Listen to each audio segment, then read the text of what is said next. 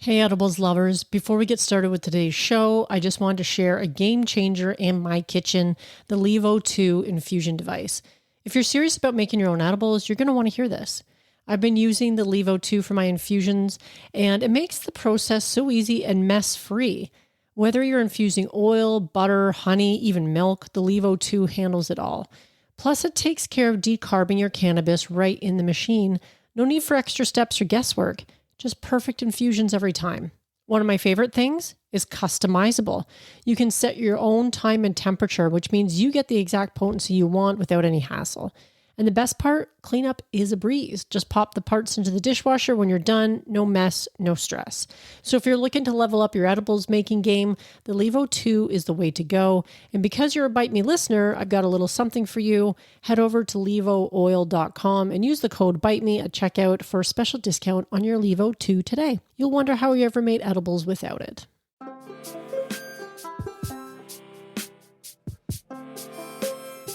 Hello, friends. Welcome to episode 270, where I sit down and interview Dr. Whitney Ogle about cannabis and exercise. Welcome to Bite Me, the show about edibles, where I help you take control of your high life. I'm your host and certified ganger, Margaret, and I love helping cooks make safe and effective edibles at home. I'm so glad you're here. Welcome back, friends, to another exciting episode of Bite Me. I'm glad you're here. You've decided to share some of your time with me today. I am looking forward to sharing this episode with you because we are covering cannabis and exercise with our guest, Dr. Whitney Ogle. Whitney has been conducting and summarizing research related to cannabis use in sport and physical activity since 2017. She's a professor of kinesiology at Cal Poly Humboldt and also has a podcast of her own called Exploring Cannabis and Exercise, where she and her guests deep dive into the subject. In today's conversation, we cover such topics as how cannabis affects the body during exercise, the differences in how cannabis affects endurance athletes versus those engaged in high-intensity sports, the role that cannabis can play in reducing inflammation and aiding muscle recovery post-exercise, advice that she might give to someone who is new to combining cannabis and exercise together. And don't worry, when we talk about athletes in this particular episode, we're talking about athletes in context of regular, everyday people, not professional athletes. Not only is Whitney a professor and researcher, but she's also a cannabis consumer herself. So please enjoy this fascinating conversation with Dr. Whitney Ogle.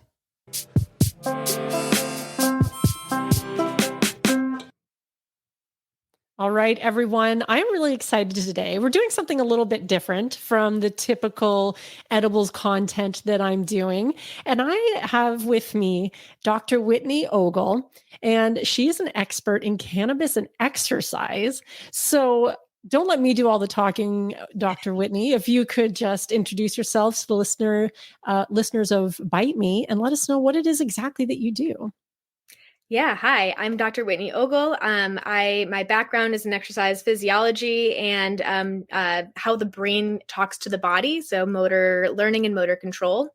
I also have my doctor of physical therapy, and what I found so interesting was, as a cannabis consumer myself, was that out of all of those years of education, I never once learned about cannabis.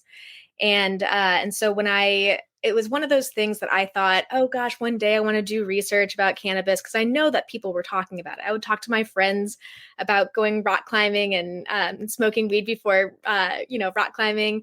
And I just knew that there wasn't research out there. So I saw a posting for a job in academia at Humboldt State University. It's now rebranded as Cal Poly Humboldt. And I thought, I associate Humboldt with weed. And so I thought, all right, maybe if I go there, then I can start doing the research that I've always wanted to do. And so, yeah, I totally changed my area of research as soon as I started my job at Humboldt. And yeah, I've been studying how and why people use cannabis with exercise, and starting to do some other good research this semester as well. That is super cool that you saw a gap and you decided to just go ahead and fill it yourself. I mean, that's a can-do attitude if I ever heard one. And of course, Humboldt is like the Mecca of, Exactly. of Exactly. cannabis. So you're in the best place you could possibly be for that kind of thing. And Totally.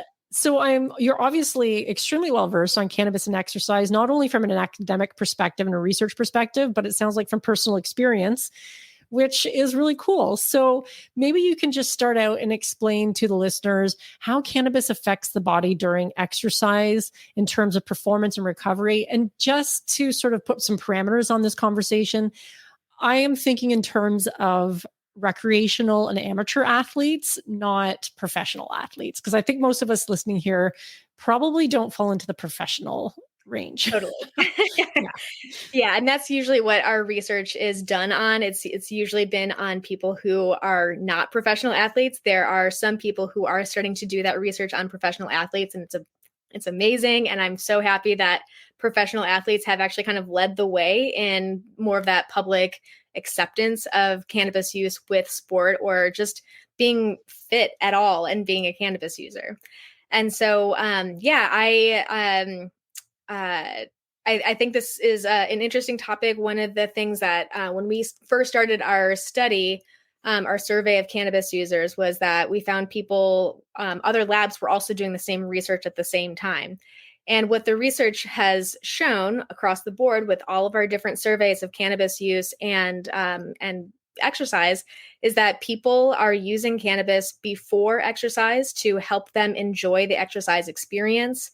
One of the interesting things that researchers found in like 2007 was that actually moderate exercise for about 45 minutes leads to an increase in the endocannabinoid system. So we have more biomarkers of endocannabinoid receptors or molecules in our bloodstream when we exercise. So that idea of the runner's high is actually stimulation of the endocannabinoid system. So there is this connection between the endocannabinoid system and exercise anyways. And so it was really interesting to see that people were saying that they used cannabis with exercise to help them enjoy the exercise experience, and helps with mind, body, spirit connection. People are saying that they are able to like be more flexible or lift more weights. We still need to actually research that to see if that's true or if that's just, stoner logic. Right. But yeah, that's what we find with before exercise. And then people are using cannabis after exercise to help with recovery as well.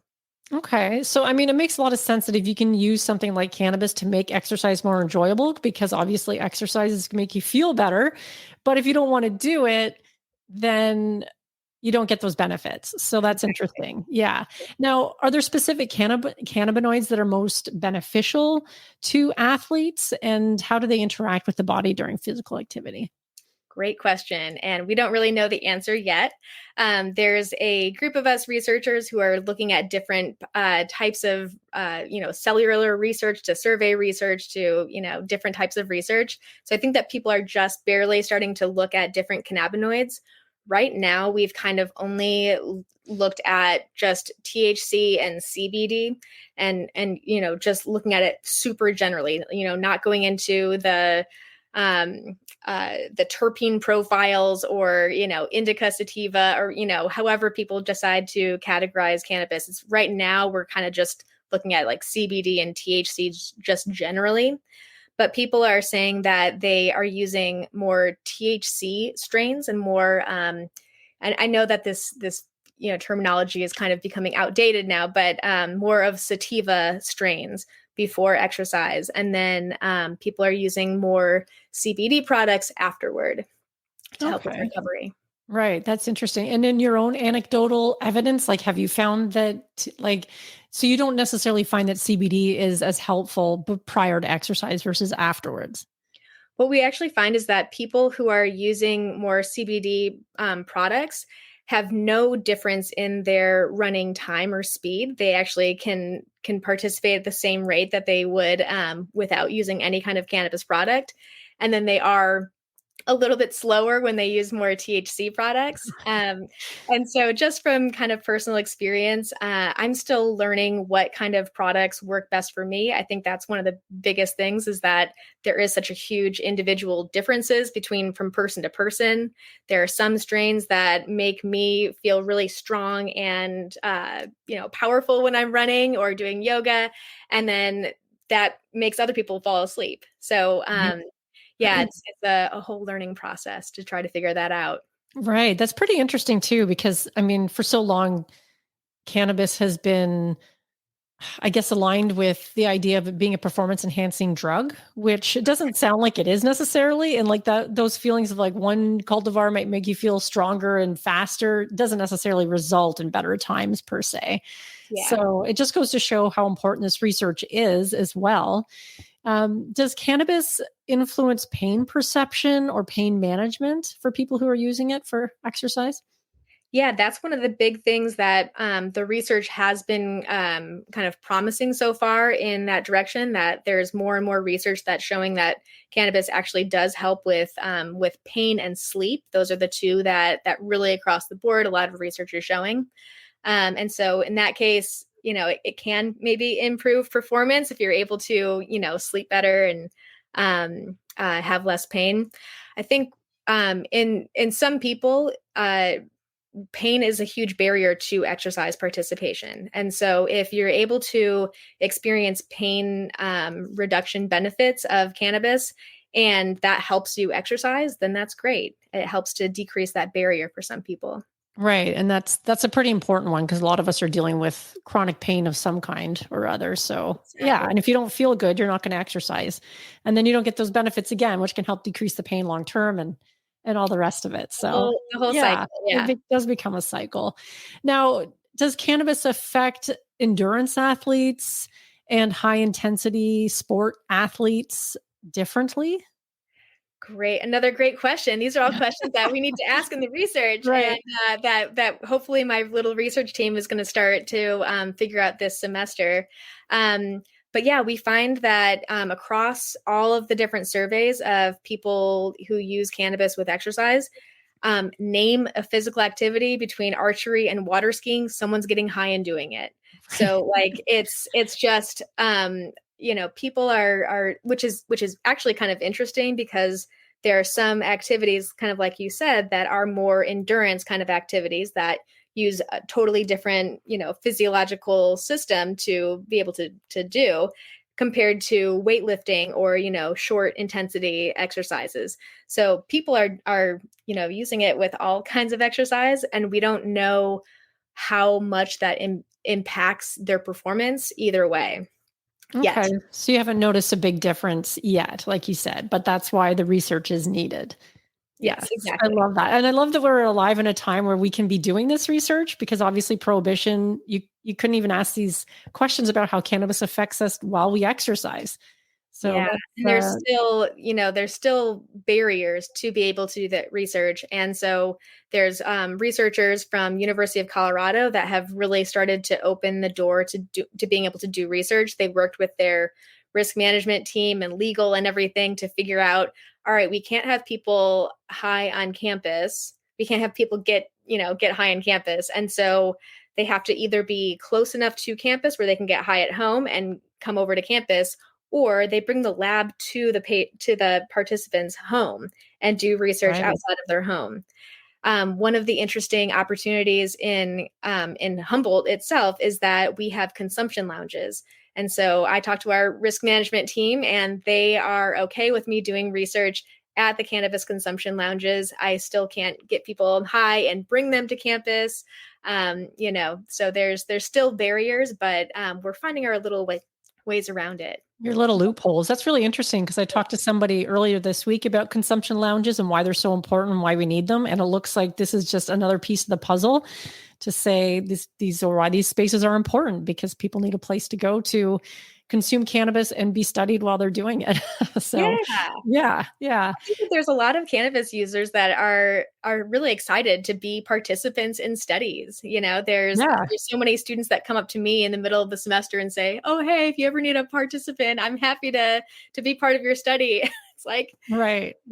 All right. Well, Well, and I think that also helps to destigmatize cannabis as well, because it's showing that there's athletes, whether you're just like a recreational athlete or you're taking it pretty seriously. I mean, it just shows that those people are also cannabis users, and yeah, it's not just that lazy stoner stereotype that we were all led to believe that's what you are if you smoke weed. So yeah, exactly. yeah, Or professors even, right, yeah, yeah, that you and the can be a researchers highly themselves. educated person and be Yeah, a regular cannabis user too. yeah.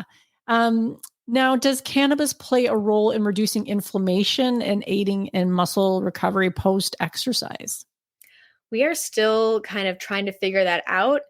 In one study, they found that chronic cannabis users, so not under the influence of cannabis at the time, they actually had more inflammatory biomarkers in their bloodstream than the non-cannabis users.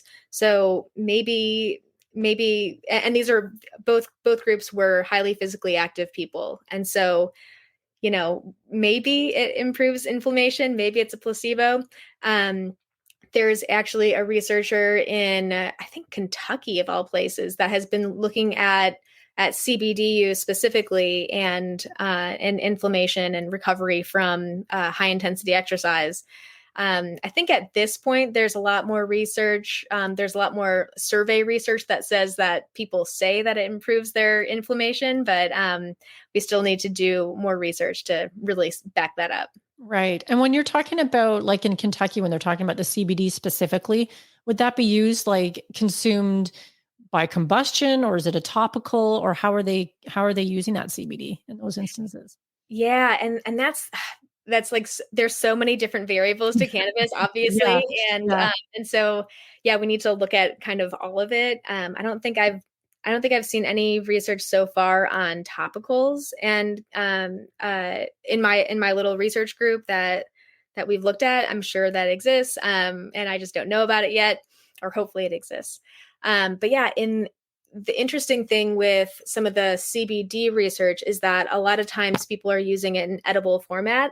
And Mhm. so with the CBD studies that have been done so far, looking at athletes, sometimes they're using it as how many milligrams per kilogram of body weight, and so they're using like specific amounts for each participant, and usually that's like 700 milligrams. Oh, There was wow. another, yeah, and so that's usually what the research is showing, is that some of the gains that we see with CBD is like pretty high doses of CBD. And then I see that at conferences and I think, oh my gosh, like when I go to a dispensary, I'm looking at Yeah. like 10 No milligrams. one's consuming that much usually. Right. That'd And be really so expensive too. uh, I Yeah. mean, yeah, 70 boxes of Yeah. Yeah. edibles. Yeah, that's crazy. And so yeah, then there was another researcher at Northern Colorado University. She was on my podcast a couple of weeks ago, Dr. Laura Stewart, and she was doing research where people were using maybe even like 50 milligram doses of CBD. And she was having a hard time publishing it initially because all of the other researchers were like, well, why are you using such a low dose? The other research that is supporting this is using much higher doses, more like the 700 milligram doses. And she's like, well, this is what's available to the public. So we need to actually look at what products are available to the public and do research with those products. Right. That's really smart because, like you said, there's no 700 milligram CBD edible on the market that I've ever seen. So Right.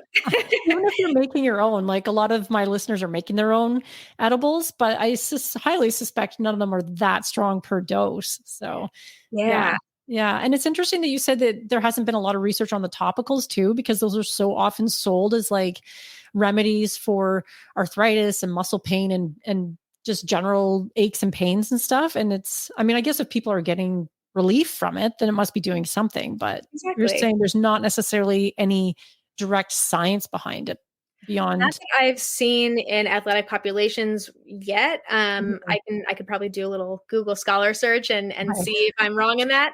See if anyone else has published that more recently. I haven't heard of that. I think sometimes in topicals they have other things in them, like that kind of minty kind of smell, Yeah. that actually help. There is research behind that to help to decrease pain and or increase pain tolerance.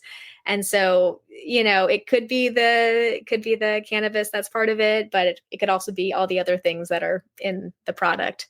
Right. Yeah. That tiger balm or the minty Yeah, eucalyptus exactly. type Yep. stuff. Yeah. The cooling gels and all that kind of thing. Uh-huh. Yeah. Yeah. Now, the cognitive effects of cannabis, like, have you found in any of your research that it can affect your focus and motivation for That's one of participants? the things that people say that it improves, is that people say that it improves their focus and concentration while they're exercising. I think it's probably one of those things that's individual, and like specific to certain strains. Obviously, some products make me really focus. I can tell that when I'm at the climbing gym and I'm like doing reps of certain things, versus other times where I'm like laying on the ground for half the time I'm at the climbing gym. And Right. so yeah, that's one of the things that people say is helping them with exercise. But yeah, Right. I think it's probably a little like strain specific. Right, which sort of checks out with everything I know about cannabis, is that it's so like personalized, like how it affects you is going to be very different from how it affects me. Have you looked at all at like any kind of time of day when people work out? Because for me, I tend to do some weightlifting. I do a little bit of weightlifting and I tend to do it first thing in the morning. And I don't necessarily want to get like really high first thing in the morning. Yeah, Yeah. that's a great question. And I've kind of done the same thing. That's why I don't go to morning yoga, because I Right. like to enjoy cannabis before yoga. And so I'm like, well, I don't want to be like high at 11 a.m. And Right. so yeah, I think that can definitely impact someone's interest in wanting to have the impact of cannabis before exercise. Right. Yeah. Cause I guess you could use CBD, but you're saying there's not necessarily any direct um, I mean, correlation. if it helps you enjoy exercise, or like, decreases your pain, or, you found that it works for you, and then that's great. And so Right. keep doing Yeah. it. I'll have to experiment with that because I do like to do a little bit of yoga too, but that's more of an afternoon, evening thing. So it's a lot easier to be like, yeah, I'm going to consume some cannabis first because Exactly. I don't Yeah. have like interviews to do or like things like I that have where I have to to be think on my game. deeply. Yeah. Yeah. Yeah. Yeah. What's interesting about the cannabis use with yoga that I've experienced personally is that, so I go to hot yoga. It's an hour and a half, and so obviously I would think that edibles would be a better um, source of or like way of consuming cannabis, because it lasts longer. But Hmm. I found, so I would take an edible, and then I would go for a walk around the neighborhood and smoke a joint. So I was like, high from the joint, and then during yoga I would feel the edible come in. And what I noticed was that actually I started feeling less stable and had more of that head rush feeling when you stand up too quickly. I had Hmm. more of that thing happening when I was using edibles, and I don't have that same experience with smoking. And so I actually stopped using edibles with hot yoga because I didn't like that feeling. Right. Well, I can see that because some of those hot yoga rooms, for those listening that have never done it, can be so hot. Yeah. Like maybe the heat, and because I find sometimes the edibles can make me feel pretty warm as well. Yeah. So Interesting. the heat and the body temperature might be not a great combination for some people. So I'm Yeah. doing more yoga at home right now, like lately. So I don't really have that problem. I'm trying to get warm by doing yoga when I do it. But one of the things that I always wonder about too is how other athletes, manage cotton mouth when they're working out. Cause that's something that I deal with. Even though I've been consuming for a long time, I still get some of that cotton mouth. It's not as bad as it used to be, but yeah. Right. And so and we always need we could all probably benefit from drinking a lot more water, Mhm. just Yeah. as humans in general. And so I think that cotton mouth might actually help athletes drink more water. But I have no idea. That would be a really interesting study to look at fluid intake in cannabis users, Right. versus like while you're stoned versus when you're sober. Right. Yeah, that would be pretty interesting because that's one of the things I don't like about cannabis. One of the few things, but yeah. Yep. Yeah, exactly. Now, you touched on it earlier a little bit, but how cannabis impacts sweet or sleep quality.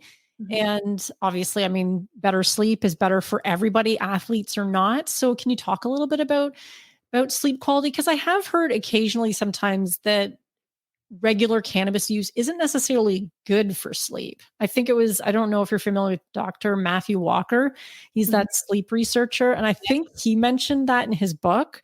And that's not what I wanted to hear, but I know that's the hard part about doing cannabis research is that yeah. especially like as a cannabis consumer, like I have my own bias. But I feel like the research has been biased in the opposite direction for far too long. So I'm okay having, my own Yeah. little bias over here.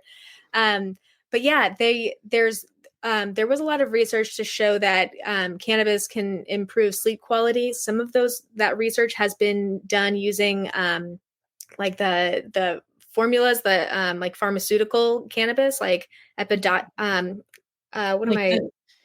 like not actual flour, but like one of the Right. pharmaceutical lab created medicines Exactly. that they're Yeah, or using. like a Yeah. 1-to-1 ratio. We still need to do more research in that area. But one of the things that I don't know if other people have experienced as well, but it makes your dreams go away. I don't know if you've ever taken a break Yes. from Yes. cannabis for a while, and then your dreams come back and they're really intense. And Yes. so that's the one thing that I wonder with cannabis and sleep is that there's probably, I don't know, some negative impact of not sleeping. Who knows though? Yeah, it's interesting because it's funny that you mentioned that because a couple times in the last couple weeks, like I consume cannabis most evenings, but I didn't. There was a couple of occasions where I didn't, and I definitely had like really vivid dreams. And I'm Oh, waking up like, what just happened? But I also have like an Oura ring so I can track my sleep. And I would say generally overall, like I don't see a correlation between my cannabis consumption and my sleep quality. A lot of it has more to do with like what time I went to bed and that kind of thing. yeah, Yeah. interesting. You Yeah. know what? There was a study that a couple of colleagues and I had in mind for years, and we kept on submitting grants to get it approved so that we could buy equipment. But I wanted to get Fitbits for a group of people and actually look at their, heart rate and their sleep quality, objective data from a Fitbit, and then also that subjective data from just asking people, "How did you sleep last night?" We never ended up getting it Aw, funded, even though yeah. we submitted it so many times. So we're kind of letting that one go right now. Hopefully Right. another lab will pick that up. But yeah, I think, there's enough consumer wearable technology that it would actually be kind of nice to be able to look at that yourself as a cannabis consumer. If you have a Fitbit or an Aura ring, then see how it does actually impact your sleep. If you think that it impacts your sleep, then try a couple of nights off and see if it actually does impact your sleep in different ways. Right. Because some of the data that I have seen is like when I haven't consumed cannabis, sometimes I do sleep worse. And I don't know if it's I feel more disturbed or whatever. The dreams, maybe. I don't know. I mean, I'm not a scientist by any means, but it is really interesting. Maybe you need to reach out to Oura Ring and be like, help fund our study because Oh, I I think it know. would be super interesting to find Exactly. that out. Yeah. Yeah. Yeah. There's a great company called oh my gosh, what am I not thinking about right now? Uh, Tetragram. Sorry, it's called Mm. Tetragram. It's an app where you can report your cannabis experiences, and then so you can put together kind of a list of what cannabis product are you using, different details about that product, and then you can say, all right, I'm using it for this purpose, and then it pings you back a little while later and says, all right, how did it actually go for you? So you can actually start to figure out what some of those individual differences, and then potentially doing research where we can use all that data that they're gathering from individual consumers to be able to find out, yeah, is cannabis actually helping with people's sleep? If they're intending to use it to help with sleep, is it Mhm. is it matching expectations? Right. That's really interesting. So I'll make sure I link to that in the show notes because if somebody wants to make their own contribution to some of the research, because are you saying that the Tetragram is collecting it for research specifically? In some, I think that's like one of their goals. I'm not sure where Mhm. they're at right now with it, but yeah, Otha Smith III, he was the creator of Tetragram. He was on my podcast a couple of months ago, and so yeah, I highly recommend checking him out. He's just a great person, and it's a nice app to figure out what actually works for you, and then you Right. can bring that to your doctor's office if you are using it for medical purposes as well.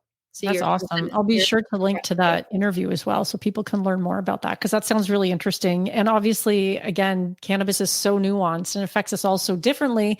It really is a bit about, putting together the puzzle pieces to figure out what is best for you. So, Absolutely. yeah. Now, obviously, we're both like converts to cannabis use, as are the listeners of this podcast. But are there any risks that people should be aware of before they're using cannabis for exercise?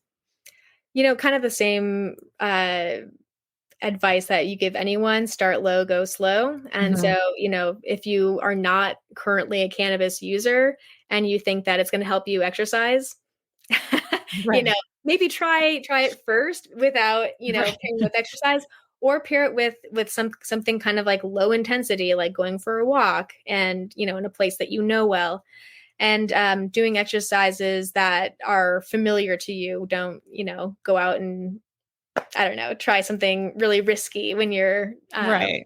trying to use cannabis and exercise for the first time. Right. But yeah, it's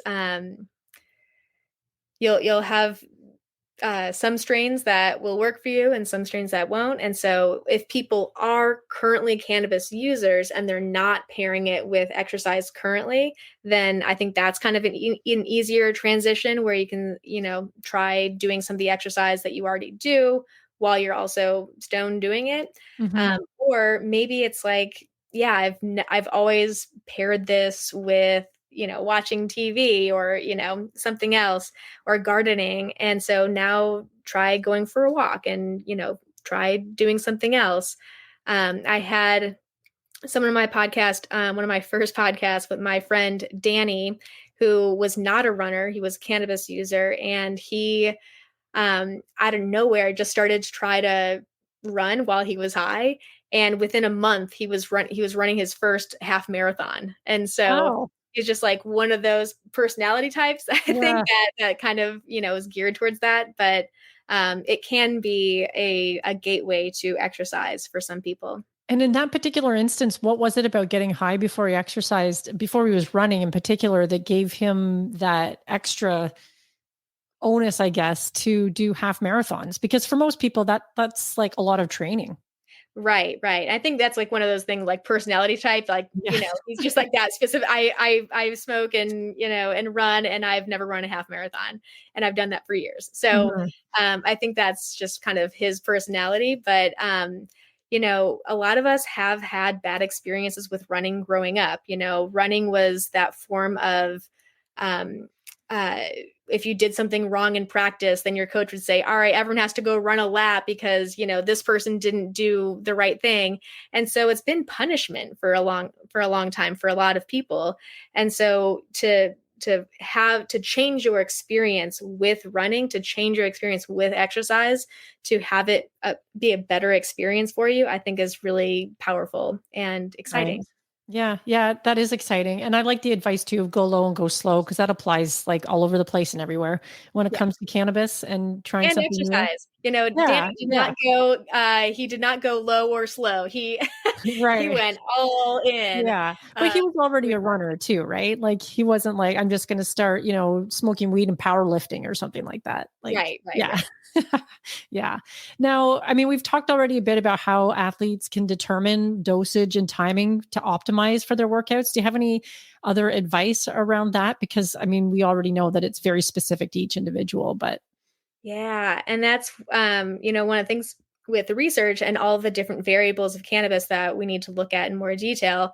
Obviously, there's a time component. You said, what's the timing, and so if you smoke, that's you'll feel that immediately, and so that can help you, go out that's kind of my process, is that I smoke a joint while I'm, walking out to the trail to go for my run.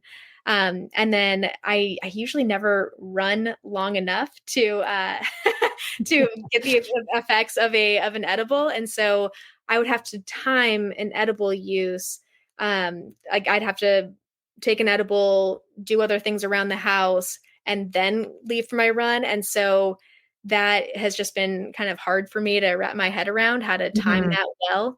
And that's some of the things that we need to think about with the research as well, is that, smoking that's an easier study to do, because you can just have someone do a test sober, come back in 10 to 15 minutes, max, and do the test again. So you can get a subject in and out in like half an hour, versus an edible where, you have them take the edible. You could actually probably test them while they're like after they've taken the edible initially, and then, an hour later. And so it's just more time consuming to do edibles research. People have done some edibles research with people using it on their own time scale. And so you don't have to have them actually come into the lab. But it's one of those tricky things that we have to think about with research, and how quickly it sets in for every individual. Right. Because with edibles, there's always a little bit of planning involved. There's no way around that really. But have you seen any research or done any research yourself around tinctures or beverages as far as consumption goes? Not yet. It seems like that's kind of up and coming, right? Beverages in particular. Yeah. There's a brand called Off Field. I did an episode with Tony Furr. He's the CEO and founder of Off Field, and they make drinks that are specifically for cannabis drinks that are specifically made for athletes. Oh, cool. And so I reached out to them because I just kept on getting the ads, because, cannabis and exercise, I just kept on getting their ads. And it was interesting. And so I tried it, and I don't know what they're doing over there, but that product makes me like amped, and I'm like running as fast as I really? I feel like powerful with that. So I'm not sure exactly what's going on with their product and their formulation, but that's a product that I've seen out there with that's an edible drink specifically for athletes. And there's no caffeine in it or anything like that? I don't think so. Maybe it's like L-theanine, and maybe there is something else in there. I asked the nutrition professor who has her office is right next to mine. I'm like, what is this? Like, look at the label. What is happening? Why am I so amped when I'm using this? And so, I have no idea, but check it out. It's I will. That's super interesting, because the beverages are becoming increasingly popular as far in the recreational market in particular, but the onset time's a lot faster than a typical edible, which is another reason why people really like them. Like, you can have an onset time of say 15 to 20 minutes, maybe, as opposed to the hour. And that's one reason why people like them. And also they typically don't have the longer duration. Like, edibles can be like hours and hours, and a drink might be a couple instead. Interesting. Okay. Yeah. Because actually it's funny that you reached out to me at like just the right time, because I was a judge for my first cannabis competition this past month for CannaFest. It's in Humboldt County. And I was picked as one of the judges for the consumables. And there were two products there that were drinks. And I found it so interesting, because I'm always looking at the packaging and like how, like, what are people saying about the product, and like knowing that there's not a lot of research behind a lot of these things. And so, with the drinks, it said like nanotechnology and increasing, so like a 15-minute window, like fast acting. And I didn't feel it specifically or particularly for myself, but I think it did actually win one of the categories. Right. That nanoemulsion is a whole thing in the cannabis drink world. And obviously, whether you're going to feel it or not, it's going to depend on the potency. of that particular beverage as well. And I mean, in Canada, they're all capped at 10 milligrams. So for some people, that's not going to do anything anyway. But for others, that's plenty. And they could drink, a lot less than that too. So it's very interesting, the whole cannabis beverages world. There's a lot of new things coming out. It's pretty exciting, actually. So, oh my gosh. yeah. Oh, very cool. All right. Well, then now you're giving me more ideas for research. That's awesome. I love that. So now, I mean, speaking of trends, have you seen any trends in professional athletes? Because you mentioned professional athletes, I think, earlier, just how they're incorporating cannabis into their training regimes. Because if cannabis can sort of be used in the professional realm, then it's better for everybody, because that means it's becoming more mainstream. Yeah. And I think that I've seen a little bit of both. Some people are saying that they use CBD to help with recovery, or they're using it with training themselves, like itself, like going out for golf. Like there's a couple of golfers that have come out to be cannabis users. And I think depending on the sport, there's kind of a little bit of, golfers tend to not be, that stoner archetype. And so they might not lean into the THC kind of world. But, there's also other athletes that have their own cannabis brands. And so I think some of them are going kind of in the THC realm. One of the most interesting examples is Ross Rebliati. He was a Canadian snowboarder. Yeah, I remember that. And he now has his own cannabis brand. And so he's now selling flower. And they're great names, snowboarding specific names. Right. Yeah. And it's funny that you mentioned the golfers too, but that sort of lazy stoner stereotype, because from what I've read about professional golfers in particular, is they are the furthest thing. Most of them are the furthest thing from lazy. Like, they do a lot of training, and I guess you have to in order to compete at that level. And the courses that they're playing too, like they're pretty vigorous. They're not like the courses I've played, which is right. Well, yeah. And then, speaking of like vigorous exercise, there's hockey players and football players and basketball players. Like that's high intensity. You have to have good, physiology to be to be able to do that. And so I'm just really hopeful in general that more athletes are talking about it in general, and then that more sport organizations are starting to change their policies around it. That's the big one. We're seeing NFL change their policies, Major League Baseball, triathlon has sponsorships with CBD companies. I guess I just heard recently that University of Southern California is doing a collaboration with cookies. So like somehow, there's this intersection of sport and cannabis, and policies are changing in the United States. Yeah. And I think I did read a while ago that the NFL was co-sponsoring a study with the university in Saskatchewan, I think it was. Yeah. And did they not also recently change their policies, like you mentioned, about whether athletes or not could consume, which is so right now it's if they they're no longer testing for it, or no longer finding the athletes if they are found with cannabis. It's more just a harm reduction kind of standpoint now, where if they notice that an athlete is really starting to not show up to practice, or like, their performance starts to change, or their, behavior starts to change, then they'll do more education. But right now there's a greater focus on education rather than getting people in trouble. Right. But yeah, Liz Thompson from, she's a graduate student at University of Saskatchewan. She was on the last episode of my podcast about why is cannabis still on the list of prohibited substances in the World Anti-Doping Agency. Right. And so why are Olympians still not allowed to use cannabis? Right. And do you answer that question? Yes. Okay, because I'm going to have to go and listen to that, because I find that interesting and problematic, I guess, but maybe there's a reason that I'm not aware of. So Yeah. Yeah. It's the three criteria is that a substance is on the list if it meets two of three criteria. One, if it has the potential to improve an athlete's performance. Two, if it has the capacity to harm an athlete. And three, if it violates the spirit of sport. Hmm. And so yeah, there's kind of tenuous grounds for each of those categories. And so at this time, they're saying that there's not enough research to take it off of the list.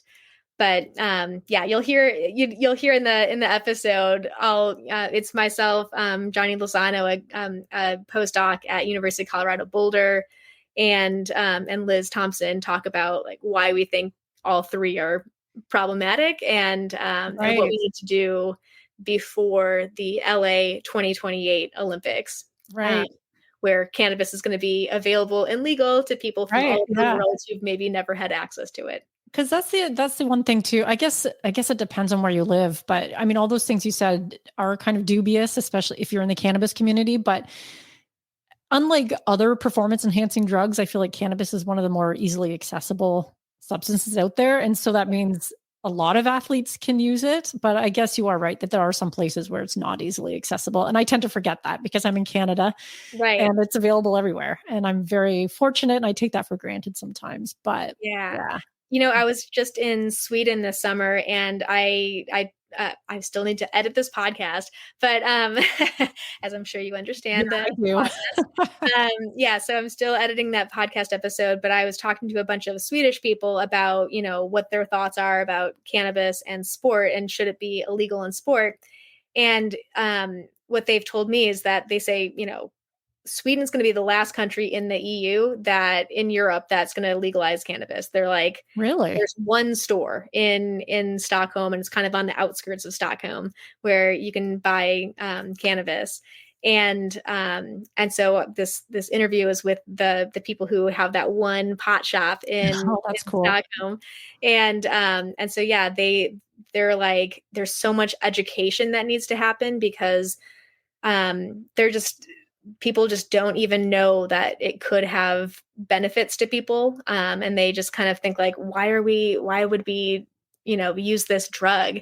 They're major drinking society. And so, I think that they could probably benefit from maybe switching. Reduce some of that inflammation caused by alcohol, maybe. Right. Exactly. Yeah. So yeah, I'll have that episode out shortly as well. Okay. It's interesting that you bring that up too, because I was going to ask next about how you see the future of cannabis in the sports world evolving. Yeah, I think that again, like all these athletes that are starting to talk about it a lot more and start having brands, the sport, the policies are changing, and so like there was just recently changes for NCAA athletes, and so I'm really hopeful that there's going to be this continued trend towards normalization of cannabis with athletes. And one of the things that I've talked with people about is, I don't know if you've been to any like fun runs where there's like a beer garden at the end of the run or something. And so I would like to have a place where people are running, but it's a celebration of consuming cannabis rather than drinking beer at the end of it. Right. You could have cannabis beverages too instead, which I think oh my gosh, that's right. Oh my gosh. Okay. Well, yeah, let's make this happen. Yeah, because I think that would make it a real fun run, in my opinion. And you could have people smoking before too, or consuming before if they wanted to. Or during, running and whatever you want. Smoking a joint. Yeah, I mean, you're outside, so you're outside. Yeah, exactly. Yeah, I love that. Now, maybe I'm living in Humboldt for too long. Yeah.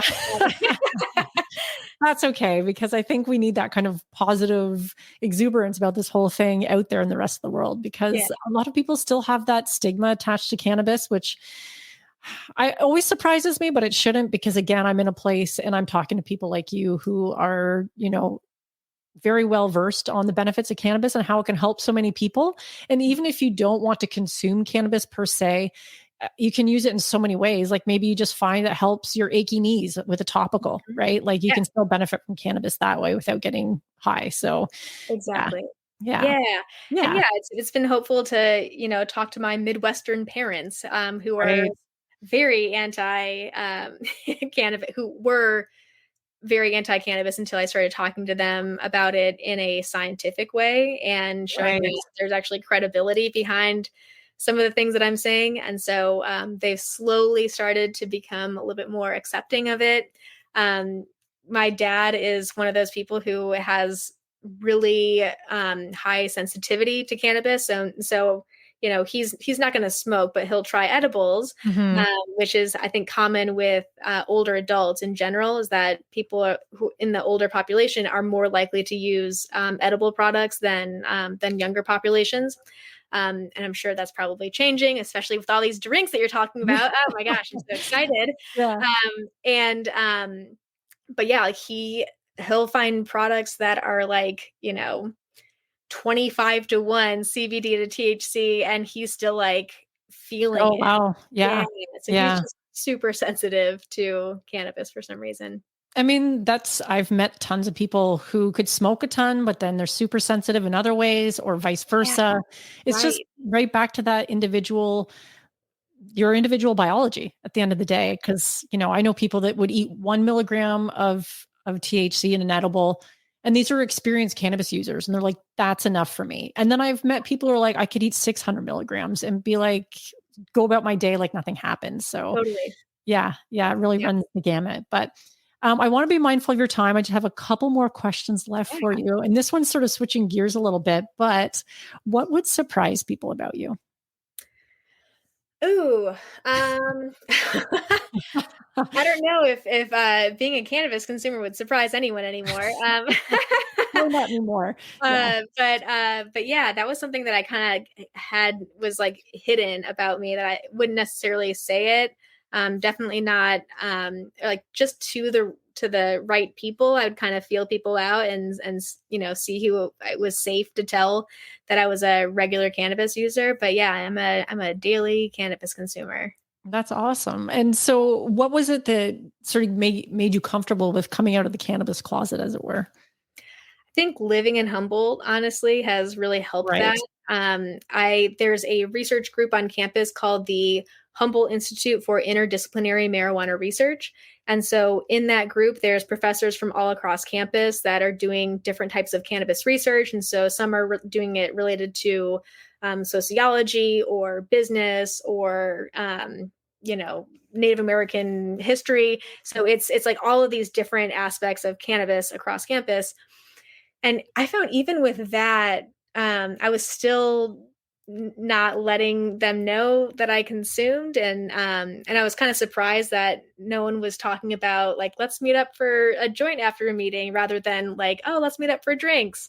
So I was kind of surprised with that. But I think having more friends that are in the cannabis industry here, you know, growers who are growing the best weed in the country, in my opinion, you know, having friends that are, you know, that leave in the middle of dinner, like after appetizers, to go smoke a joint outside and then come back before dinner. Like the fact that that is normalized here, I think has really helped me, you know, live into that and accept that kind of stoner characteristic. Right. Yeah, I love that, because it can take a lot for somebody to come out and start telling people, especially if you're uncertain of how they're going to react, because your colleagues aside, you just don't know if that friend of yours is going to judge you for it or think less of you, because some of that propaganda that we have been fed over the last however 100 years or whatever just is so damn tenacious, and it's annoying. Yeah. And that's where I feel like I need to say it out loud now, because I have earned 3 graduate degrees and being a daily cannabis user. Like, you can still accomplish things. And I think that because I've shown my ability to be a productive member of society and do research and teach and, you know, get all these degrees, that it is possible to still be a good member of society and, you know, and be a regular cannabis user. Exactly. And I see it time and time again. So, Dr. Whitney Ogle, where can people find you? You can find me at Exploring Cannabis and Exercise on Instagram. And the podcast is called Exploring Cannabis and Exercise. You can find it wherever you listen to podcasts. I do respond to messages on DMs on Instagram. For some reason, that works better than email for me. But I do have an email, cannabisandexercise@gmail.com. I'm always excited to meet other people who are using cannabis with exercise, other fellow researchers. I have a group of researchers from all over the world who are doing different types of cannabis and exercise research. And we meet a couple of times a year to just talk about what is everyone up to and how can we collaborate. And so if there's any researchers out there, then, let me know, and I'd be happy to welcome you to the group. That's awesome. Well, thank you so much for your time today. I'm really excited that we had this conversation, and I think you're doing really important work in the world. So thank you for that too. Thank you so much. You as well. Yeah, I'm really excited to look into drinks now. My gosh. I'm so glad I could introduce you to those because yeah. All perfect. Right. Will you be incorporating cannabis into your exercise routine after listening to this episode? Do you already? Let me know and I'll share the answers in an upcoming episode. You'll find the links to Whitney's podcast and website in the show notes, and consider sharing this episode with one friend right now who would find this topic useful. Until next week, my friends, I'm your host, Margaret, and stay high. Hey friends, it's Margaret from Bite Me, and I have a question for you. Are you tired of playing a guessing game every time you indulge in edibles? We've all been there, taking a bite of a brownie or a gummy and waiting for the effects to kick in, only to learn that they weren't strong enough, or worse, they were way too strong. What if I told you there's a solution that can help you take control of your edibles experience? Meet the Bite Me Edibles Journal, your new best friend when it comes to customizing and tracking your edibles. With this journal, you can figure out your tolerance, experiment with different doses, experiences, and record all the important details in one place. But the Bite Me Edibles Journal isn't just for homemade edibles. It's also a great tool for keeping track of store-bought ones, so you can compare different brands, flavors, and potencies and make informed decisions based on your past experiences. Think of the Bite Me Edibles Journal as your personal diary of deliciousness, a way to document your journey to finding the optimal combination of factors that results in the best outcome. Whether you're a seasoned edibles enthusiast or you're just getting started, this journal is perfect for you. So don't wait. Head over to Amazon and add the Bite Me Edibles Journal to your cart now and take control of your high life. It's also now available in a pocket-sized edition.